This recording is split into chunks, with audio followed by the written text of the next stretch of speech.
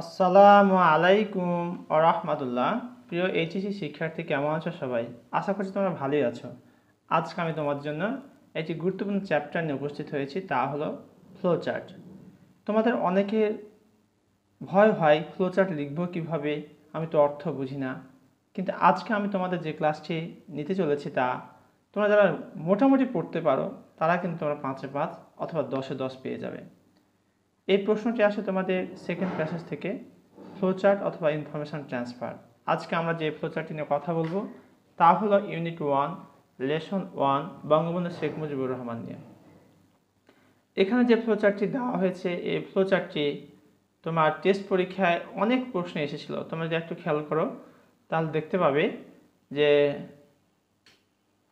Lakshmipur government college Lakshmipur, তারপরে government MC academy model school and college, তারপর এখানে গোলাপগঞ্জ 2019, আচ্ছা ওকে, বিএফ সায়েন্স কলেজ চট্টগ্রাম 2018। অর্থাৎ এই টেস্টে এই প্রশ্নটি থেকে আমরা দেখতে পাচ্ছি এই প্যাসেজ থেকে বেশ কয়েকটি প্রতিষ্ঠানে এসেছিল, অর্থাৎ এর গুরুত্ব এবং তাৎপর্য অনেক বেশি। এবার এই প্রশ্নটিতে আমাকে কি লিখতে বলেছে তা একটু খেয়াল করি। বলছে read the following text and make a flowchart showing the activities of Bangabandhu to hold the National Assembly।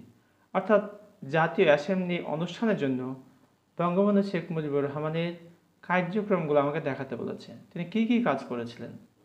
এবার চলে যাব আমরা আমাদের আলোচ্য বিষয়ে কি দেওয়া আছে খেয়াল করি।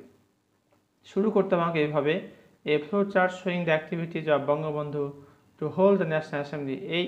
এই অংশটুকু যা দেখতে পাচ্ছ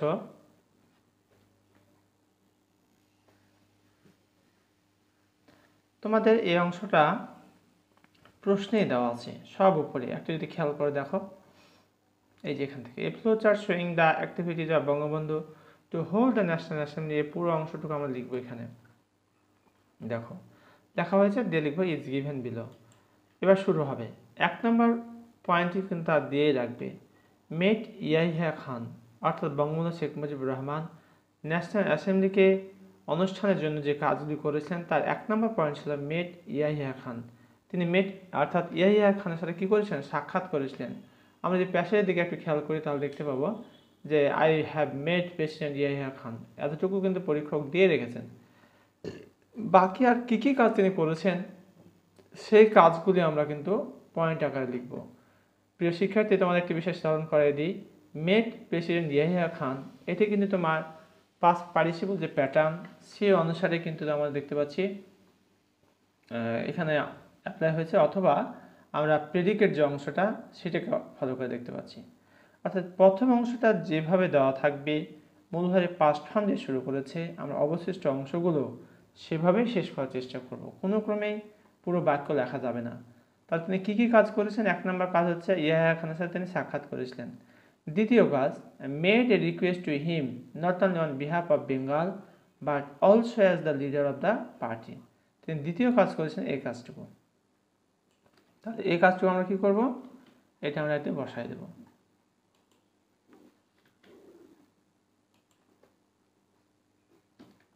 অর্থাৎ এখানে বলতে যাচ্ছে যে made a request to him, অর্থাৎ ইয়াহিয়া খানকে তিনি রিকোয়েস্ট করেছিলেন not only on behalf of Bengal, বাংলার পক্ষ থেকে শুধু না, but also as the leader of the party, পার্টির দলনেতা হিসেবে তিনি কি করেছিলেন, রিকোয়েস্ট করেছিলেন। এটা তার দ্বিতীয় কাজ ছিল।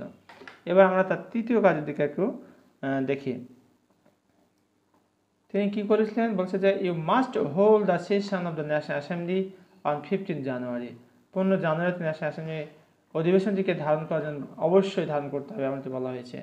তাহলে এখানে আমরা এখান থেকে শুরু করে এই অংশটা বসাই দেব।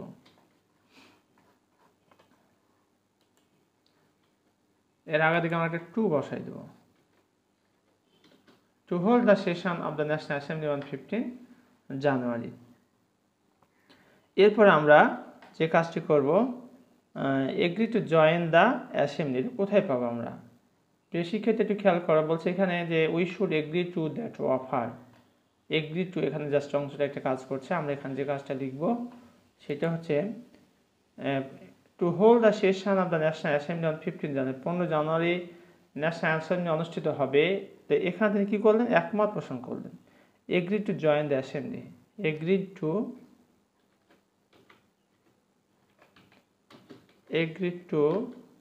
join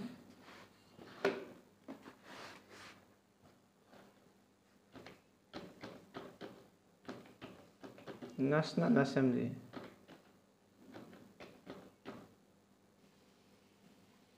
আমরা ন্যাশনাল অ্যাসেম্বলি অংশটুকু এখান থেকে বসাই দিব দ্রুত।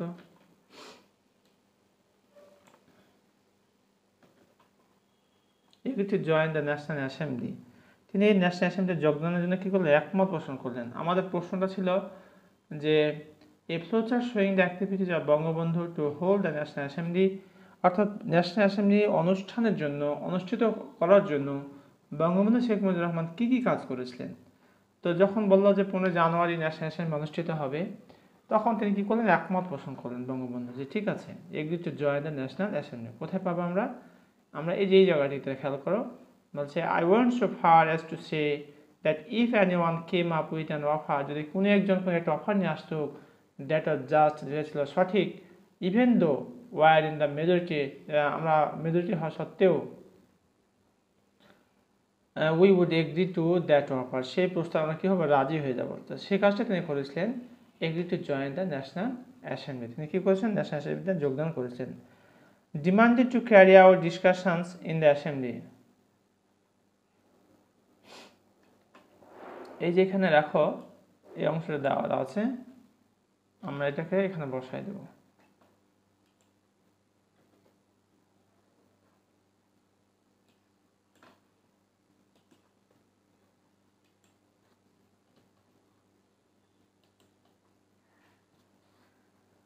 ডিমান্ডেড শব্দটা আসলে আমরা নিজে থেকে দিব, ডিমান্ডেড টু, এতটুকু আমরা নিজে থেকে দিব। বাকি ক্যারি আউট আর ডিসকাশনস ইন দ্য অ্যাসেম্বলি, এই অংশটা বসাই দেব। এটাও কিন্তু আমরা প্যাসেজ থেকে লিখলাম, দেখো খেয়াল করে, carry out hour discussions in the assembly, অর্থাৎ অ্যাসেম্বলিতে আমরা আমাদের আলোচনা চালিয়ে যাব। সবশেষ যে পয়েন্টটি, agree to accept just offer from opposition, agree to accept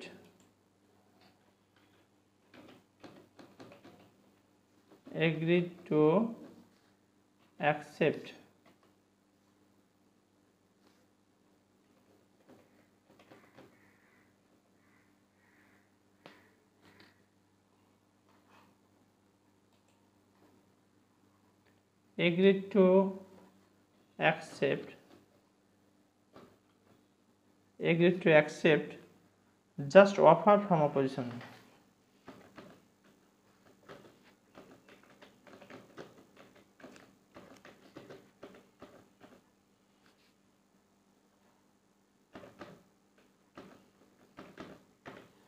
Agreed to accept just offer from opposition.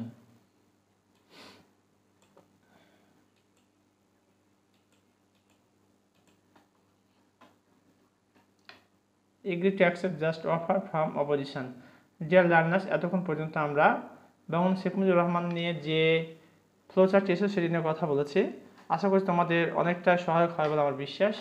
এরপর যদি কারো কোথাও কোনো বুঝতে সমস্যা হয় তাহলে কমেন্ট করে জানিয়ে দাও। ইনশাআল্লাহ I try my best to give your comment reply. Thank you very much for watching this video. আজকের মতো এখানে শেষ করছি। আসসালামু আলাইকুম ওয়া রাহমাতুল্লাহ।